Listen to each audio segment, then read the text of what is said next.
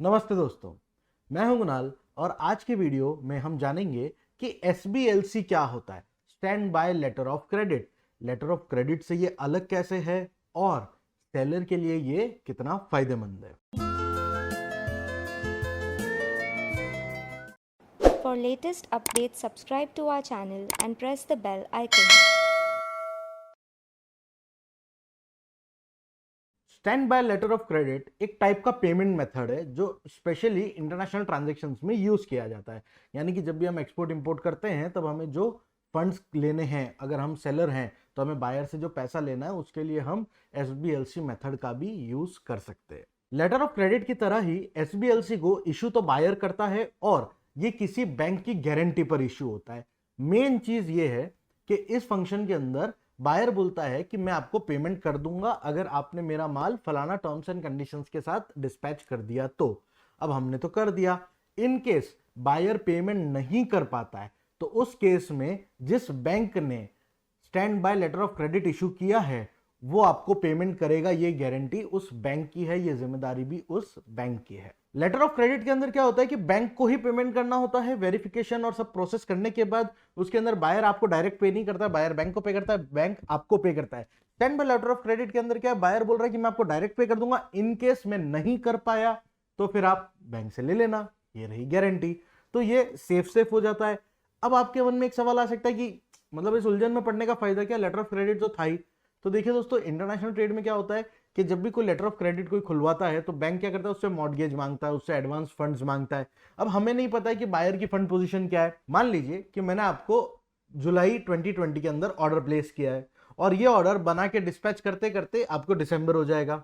अब आप कहेंगे कि लेटर ऑफ क्रेडिट दे दीजिए, तो लेटर ऑफ क्रेडिट के लिए एज अ बायर मुझे आज ही पैसे जमा कराने होंगे और आपको एक एलसी देनी होगी। लेकिन अगर मैं standby letter of credit आपको देता हूं तो उस केस में क्या होगा कि बैंक आपको गारंटी देगा मेरे बिहाफ पे कि इन्होंने पैसे नहीं दिए तो हम आपको दे देंगे।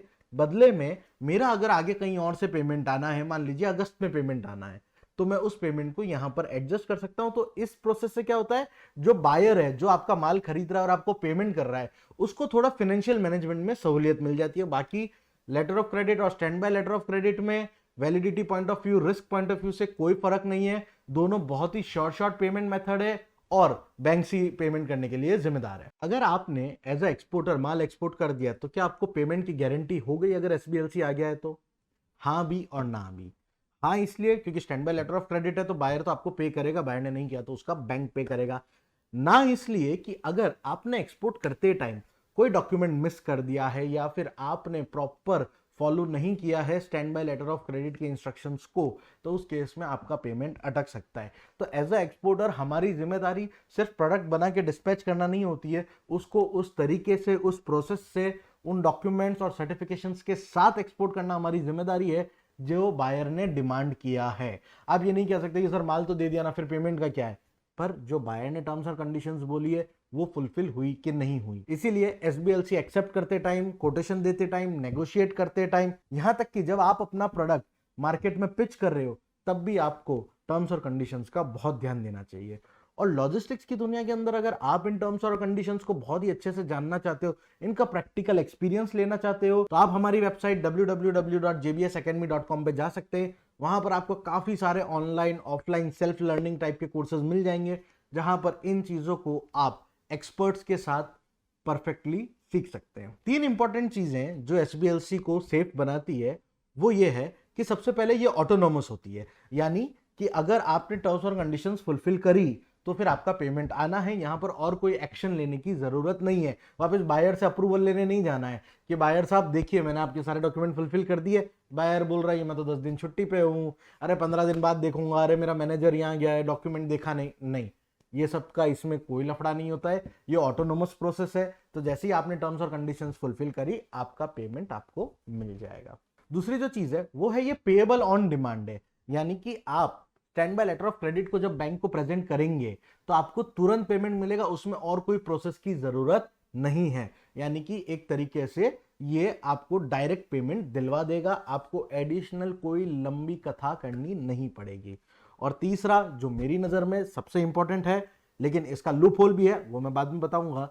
सबसे पहले आप इस वीडियो को लाइक करिए, अपने दोस्तों के साथ शेयर कीजिए और हमारे चैनल को सब्सक्राइब जरूर करिए। और हाँ, कौन से टॉपिक्स है जिन पे आप चाहते हैं कि मैं आपको वीडियो बना के दूं, कमेंट सेक्शन में जरूर लिखना। तीसरा और सबसे इंपॉर्टेंट जो पॉइंट है SBLC या फिर लेटर ऑफ क्रेडिट को लेके, वो है इररिवोकेबल। इररिवोकेबल का मतलब ये होता है कि एक बार लेटर ऑफ क्रेडिट या SBLC इशू हो गया तो ये कैंसिल नहीं हो सकता है। ये एक ही कंडीशन में कैंसिल होगा, जब सारी पार्टीज जो इसके अंदर है वो सब की सब अग्री करेगी तो ही कैंसिल होगा।